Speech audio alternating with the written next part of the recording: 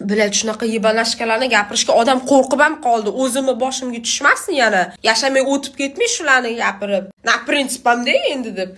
Veshna yibanutu qaynolarni gapirardim. Hozir oldimdan faqat shunaqa qanchiq qaynonalar chiqyapti-da endi chunki. Xullas, bitta qiz istoriyasini aytib beryapti. Bitta oilaga kelin bo'lib tushibdi. U o'g'il testosteroni past so'ti ekan. Oysini chizgan chizig'idan chiqmaydigan. Beremini payti bechara qiynashibdi-da uni. Даже yeyotgan ovqatigacha aralashar ekan, qancha yeyishigacha. Keyin u bolasi qizlik qornidagi bola qiz bolaligini bilib, buni bo'qini chiqib haydashibdi onasini uyiga. Bizaga o'g'il kerak edi, bir nima kerak edi deb. Ham bu qizni ota-onasi normalniy ekan, aytibdiki, bo'pti, bolangni ham o'zingni ham o'zimiz boqamiz debdi. Ani yibanashkalarga o'xshab oq ko'ylak bilan chiqdingmi, oq kafanda kelasan demagan. Bu keyin eri oradan qancha vaqt o'tib telefon qilsa agar, bunga bo'pti ke u yoq bu yoq desa agar, bu amiq